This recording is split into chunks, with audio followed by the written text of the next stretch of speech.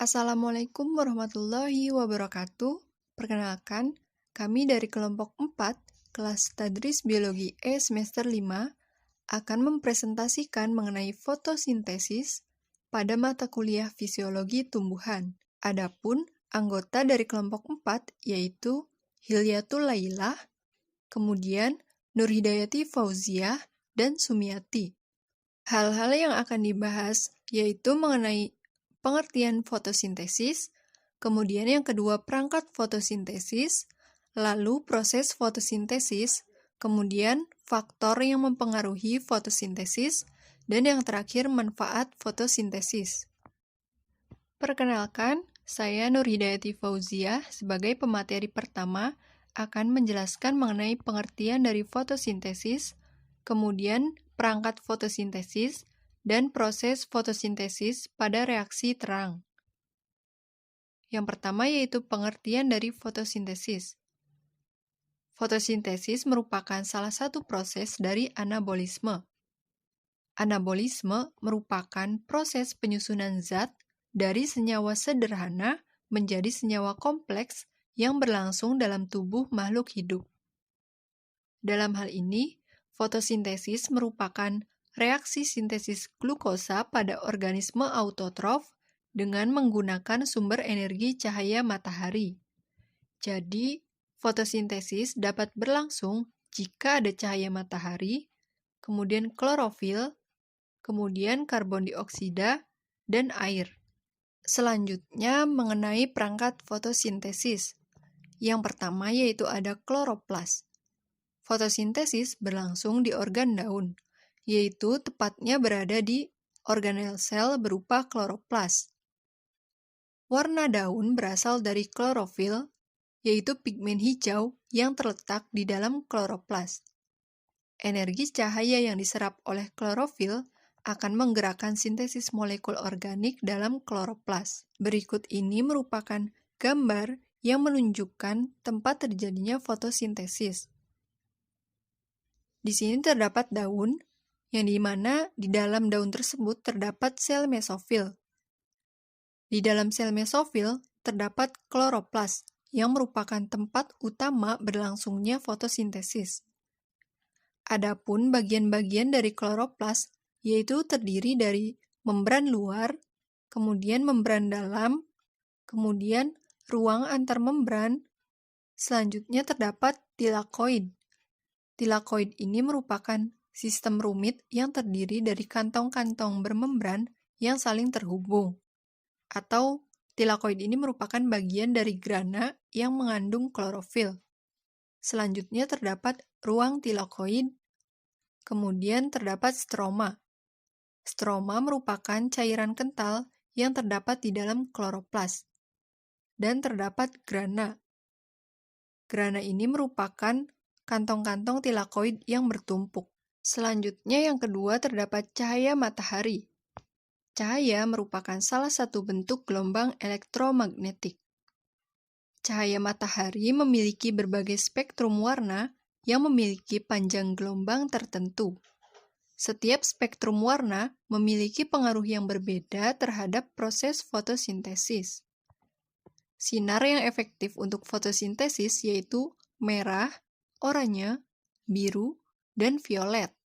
Kemudian, sinar inframerah berperan dalam proses fotosintesis pada bakteri dan juga berfungsi untuk meningkatkan suhu lingkungan. Yang ketiga, terdapat pigmen fotosintesis. Ketika cahaya bertemu materi, cahaya mungkin dipantulkan, diteruskan, atau diserap. Zat yang menyerap cahaya tampak dikenal sebagai pigmen. Pigmen-pigmen yang berbeda menyerap cahaya dengan panjang gelombang yang berbeda-beda pula. Kemudian yang keempat terdapat fotosistem. Fotosistem tersusun atas suatu kompleks protein yang disebut kompleks pusat reaksi, yang dikelilingi oleh beberapa kompleks pemanen cahaya. Setiap kompleks pemanen cahaya terdiri dari berbagai molekul pigmen, yang mungkin mencakup klorofil A, klorofil B, dan karotenoid, yang terikat ke protein. kompleks pemanen cahaya ini bertindak sebagai antena bagi kompleks pusat reaksi. Berikut ini merupakan gambaran dari fotosistem yang terletak pada membran tilakoid. Adapun bagian-bagian dari fotosistem yaitu terdiri dari kompleks pusat reaksi, kemudian kompleks pemanen cahaya, lalu terdapat akseptor elektron primer, selanjutnya terdapat pigmen molekul, dan terdapat klorofil A. Lalu, bagaimana fotosistem memanen cahaya? Nah, ketika foton menumbuk molekul pigmen dalam kompleks pemanen cahaya, maka energi akan diteruskan dari molekul ke molekul hingga mencapai kompleks pusat reaksi. Di kompleks ini, elektron akan tereksitasi dari pasangan khusus molekul klorofil A, yang kemudian ditransfer ke penerima elektron primer. Pembahasan berikutnya yaitu mengenai proses fotosintesis. Proses fotosintesis mereaksikan atau menggabungkan karbon dioksida dan air menjadi gula dengan menggunakan bantuan energi cahaya matahari. Proses fotosintesis umumnya hanya berlangsung pada tumbuhan yang berklorofil. Proses fotosintesis terbagi menjadi dua reaksi, yaitu reaksi terang atau reaksi penangkapan energi dan reaksi gelap atau reaksi fiksasi karbon. Yang pertama yaitu reaksi terang atau reaksi penangkapan energi. Reaksi terang merupakan tahap-tahap fotosintesis yang mengubah energi surya menjadi energi kimia. Reaksi terang ini terjadi di bagian grana. Reaksi terang menghasilkan ATP dan reduksi NADPH. Reaksi ini memerlukan molekul air dan cahaya matahari. Berlangsungnya reaksi terang berkaitan dengan fotosistem. Unit tersebut terdiri atas klorofil, kompleks antena, akseptor elektron. Proses reaksi terang diawali dengan penangkapan foton oleh pigmen sebagai antena. Pada tumbuhan memiliki dua jenis pigmen yang berfungsi aktif sebagai pusat reaksi atau fotosistem, yaitu fotosistem 2 dan fotosistem 1. Fotosistem 2 terdiri dari molekul klorofil yang menyerap cahaya dengan panjang gelombang 680 nanometer. Sedangkan fotosistem 1 mampu menangkap cahaya dengan panjang gelombang 700 nanometer. Ketika cahaya matahari mengenai fotosistem, salah satu elektronnya akan berpindah lintasan atau tereksitasi. Sewaktu elektron itu kembali pada kedudukan semula, elektron akan mengeluarkan energi.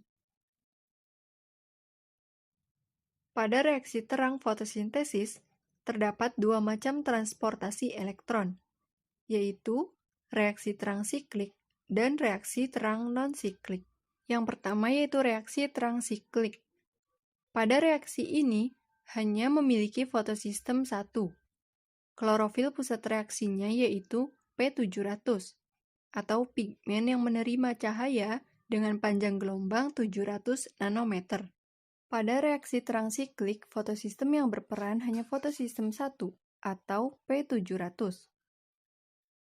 Reaksi terang siklik diawali ketika energi foton ditangkap oleh P700, yang selanjutnya terjadi eksitasi elektron.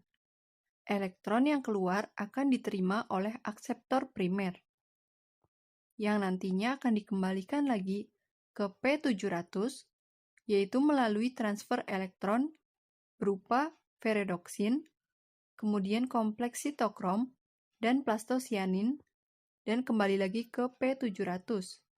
Pada saat transfer elektron terbentuk ATP yang berasal dari ADP dan P.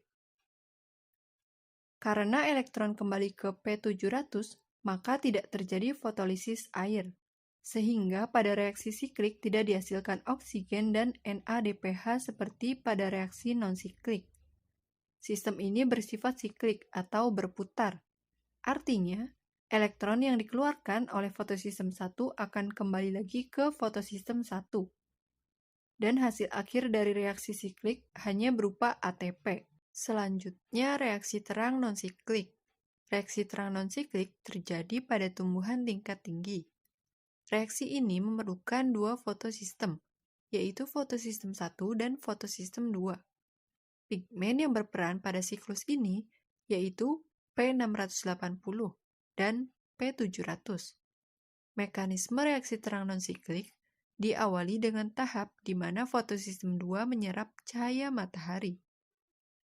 Reaksi terang non-siklik terjadi ketika energi foton akan diserap oleh fotosistem 2.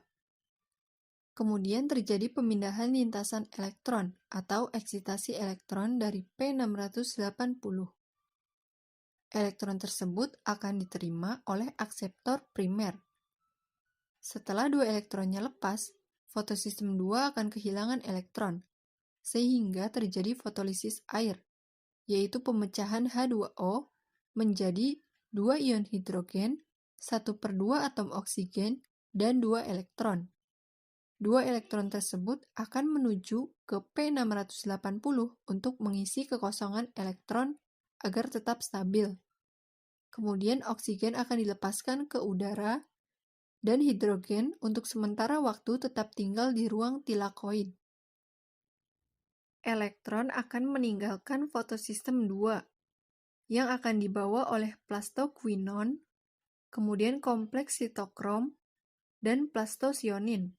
Selama perjalanan elektron dari plastoquinon ke sitokrom, 4 buah hidrogen yang ada di stroma akan masuk melintasi membran tilakoid menuju ruang tilakoid, yang akan bergabung dengan ion H hasil fotolisis menuju ke ATP sintase. Ketika melewati ATP sintase, terjadi fotofosforilasi terhadap ADP dan P, sehingga menghasilkan ATP. Ketika fotosistem 1 terkena cahaya, elektron di P700 akan tereksitasi menuju akseptor primer, sehingga kondisi fotosistem 1 tidak stabil. Untuk menstabilkannya, maka diisi oleh elektron yang berasal dari P680. Maka elektron yang berada di plastosionin akan menuju ke P700. Kemudian elektron dari P700 akan diterima oleh ferredoksin untuk ditransfer ke NADP reduktase. Elektron tersebut bersama dengan NADP+ dan ion H+ akan menjalani suatu reaksi sehingga membentuk NADPH. Sehingga hasil akhir dari reaksi non-siklik yaitu berupa ATP dan NADPH yang akan digunakan dalam tahapan reaksi gelap.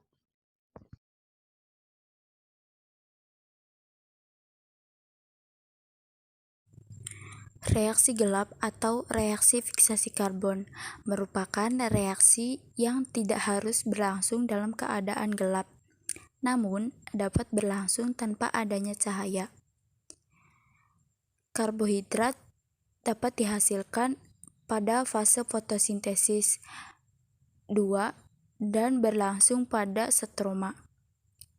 Dalam reaksi senyawa kimia ini berenergi tinggi yang dihasilkan pada fase 1, yaitu NADPH dan ATP, yang dipakai untuk reaksi reduksi CO2 dan menghasilkan glukosa dengan persamaan reaksi CO2 NADPH plus ATP menjadi glukosa NADP plus ADP plus PI. Ada 4 macam reaksi fiksasi CO, yaitu daur C3, daur C4, daur CAM, dan daur C2. Daur C3 atau disebut juga dengan daur Kelvin menghasilkan senyawa dengan 3 atom karbon berupa asam fosfogliserat dari CO2, kemudian ribulosa, bifosfat, dan H2O. Kemudian, dalam daur ini, satu molekul fosfogliseraldehida atau PGAL dibentuk dari fiksasi 3 molekul CO2 dengan reaksi keseluruhan adalah 3 CO2, 9 ATP, 6 NADPH2, 3Al, 9 ADP, 8 IP, dan 6 NADP. Yang selanjutnya yaitu PKL akan diubah menjadi glukosa, di mana daur ini terjadi pada gandum, padi, dan bambu. Yang kedua yaitu daur C4 atau disebut juga dengan daur head and slack, di mana senyawa yang dihasilkan yaitu dengan senyawa 4 atom karbon, yaitu asam malat, asam asparat, dan tumbuhan yang melaksanakan daun tersebut disebut dengan tumbuhan C4. Contohnya yaitu spesies Gramineae di daerah tropis termasuk jagung, tebu, sorghum. Anatomi daun tumbuhan C4 unik, di mana anatomi ini disebut dengan anatomi Krebs, yaitu terdapat sel-sel seludang parenkim yang mengelilingi ikatan pembuluh dan memisahkannya dengan sel-sel mesofil. Selanjutnya, saya Sumiati sebagai pemateri ketiga yang akan menjelaskan mengenai faktor-faktor yang mempengaruhi fotosintesis. Faktor-faktor yang mempengaruhi fotosintesis terbagi menjadi dua, yaitu ada faktor internal dan juga ada faktor eksternal. Yang akan saya jelaskan terlebih dahulu adalah faktor internal. Yang pertama itu ada kandungan klorofil daun. Salah satu faktor yang berpengaruh dalam berhasilnya fotosintesis ini adalah menggunakan klorofil, di mana klorofil ini banyak ditemukan pada tanaman yang memiliki daun berwarna hijau. Istilah klorofil ini berasal dari bahasa Yunani, yaitu kloros yang berarti hijau dan pilos yang berarti daun. Klorofil ini merupakan pigmen pemberi warna hijau pada tumbuhan, alga, dan bakteri serta fotosintetik. Pigmen ini berperan dalam proses fotosintesis tumbuhan dengan menyerap dan mengubah energi cahaya menjadi energi kimia. Sifat fisik dari klorofil ini adalah menerima dan atau memantulkan cahaya dengan gelombang yang berlainan. Klorofil ini merupakan faktor utama yang mempengaruhi proses fotosintesis. Fotosintesis ini adalah proses perubahan senyawa anorganik, yaitu CO2 dan juga HO2, yang menjadi senyawa organik karbohidrat dan O2 dengan bantuan cahaya matahari. Klorofil ini merupakan pigmen utama yang terdapat dalam kloroplas. Berikutnya adalah protoplasmik. Nah, faktor ini akan mempengaruhi laju respirasi dan juga dipengaruhi oleh kuantitas dan juga kualitas dari suatu protoplasma. Menurut Starr tahun 2012, organel penyusun sel tumbuhan meliputi dinding sel, membran sel, sitoplasma, mitokondria, kloroplas, inti sel, ribosom, RE, sitoskeleton, badan Golgi, dan juga vakuola sentral. Dalam komponen penyusun sel tumbuhan ini dibagi menjadi dua kelompok, yaitu komponen protoplasmik dan juga komponen non-protoplasmik. Yang ketiga adalah enzim fotosintesis. Di dalam fotosintesis, suatu tanaman ini terdapat dua tahap reaksi, yaitu reaksi terang dan juga reaksi gelap, yang sebelumnya sudah dijelaskan oleh pemateri pertama dan juga pemateri kedua. Jadi, di dalam reaksi tersebut, berfungsi untuk melangsungkan proses fotosintesis, maka diperlukan bantuan dari suatu enzim. Nah, enzim yang membantu dalam proses fotosintesis diantaranya seperti pada gambar yang terlihat. Pada gambar tersebut terlihat adanya enzim Rubisco, di mana enzim Rubisco ini merupakan enzim yang memiliki fungsi untuk menambatkan CO2 yang berperan sebagai sumber karbon pada tumbuhan. Nah, enzim Rubisco ini terdapat pada tanaman C4.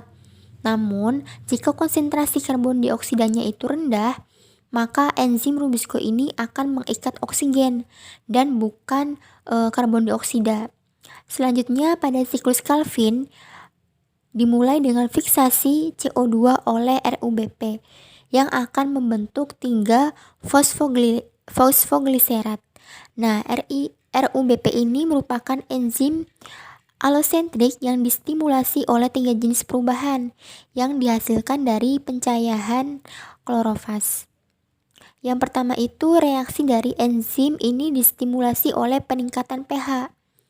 Jika kloroplas ini diberi cahaya, ion H+ ini akan ditransfer dari stroma ke dalam tilakoid yang akan menghasilkan pH stroma yang menstimulasi enzim karboksila yang letaknya itu di permukaan luar membran tilakoid.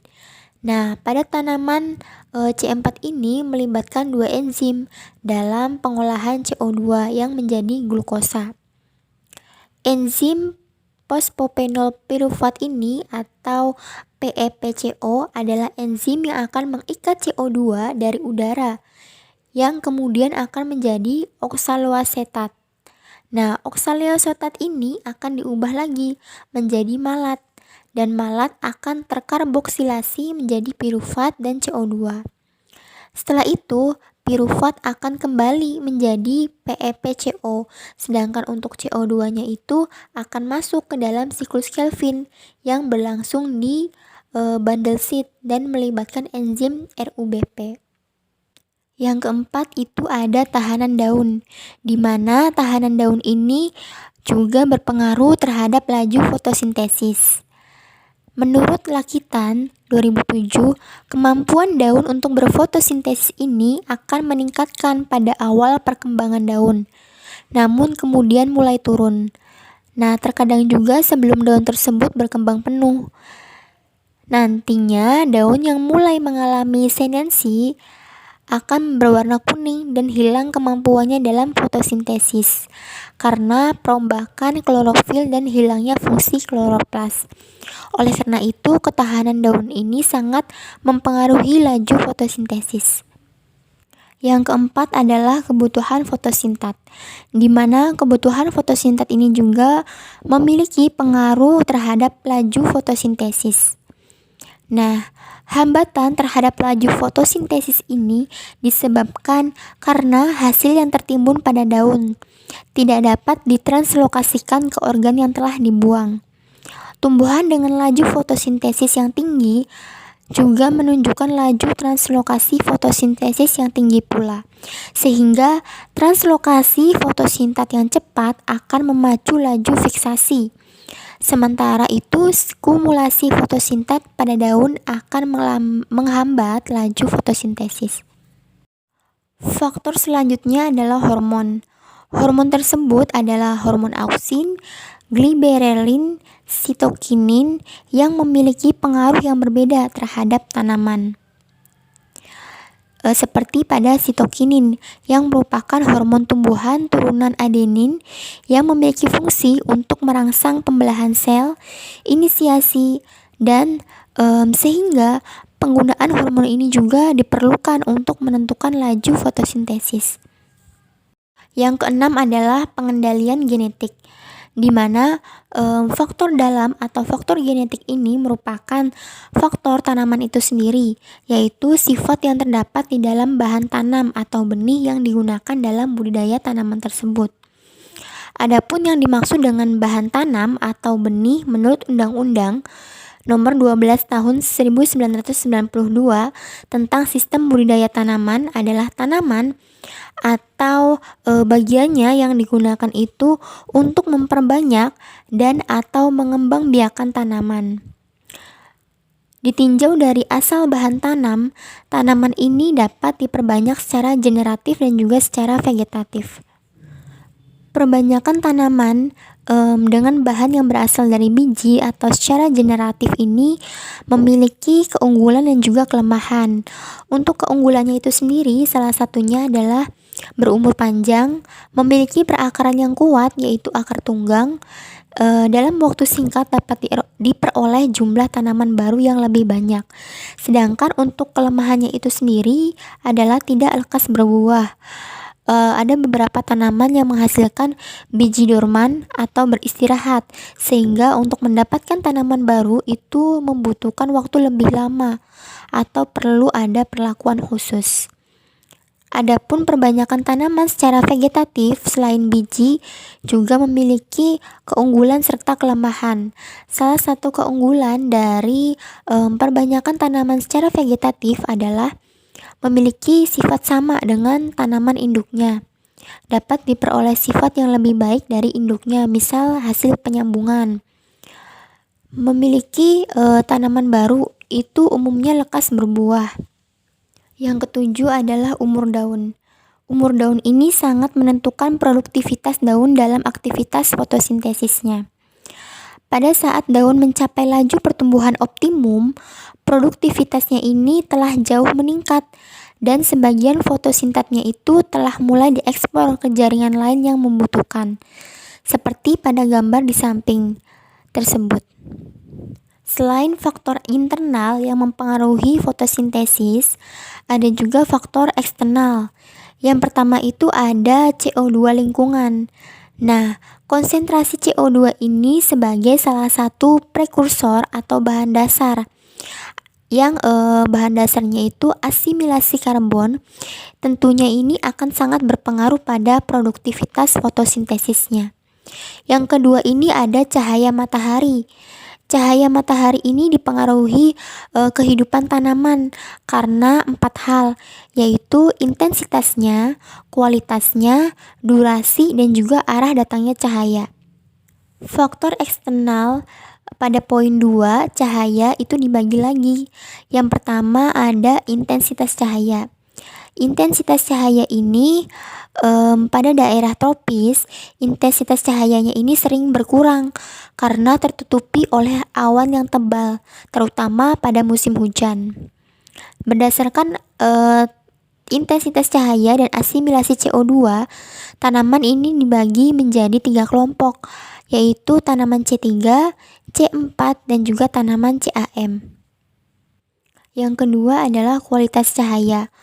Kualitas cahaya juga berpengaruh terhadap fotosintesis, di mana kualitas cahaya ini menunjukkan panjang gelombang yang terkandung dalam cahaya.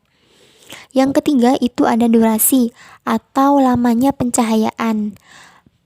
Sebagai contoh, pada daerah dengan garis lintang tinggi, pertumbuhannya itu aktif dibatasi oleh suhu rendah selama musim dingin. Yang keempat ini ada arah datangnya cahaya yang berkaitan dengan jumlah cahaya yang dapat diterima oleh tanaman. Cahaya yang datangnya itu condong akan memberikan energi yang lebih kecil daripada yang datangnya itu dari arah vertikal, sehingga pengaruhnya ini pada pertumbuhan tanaman juga akan berbeda. Berikutnya adalah suhu.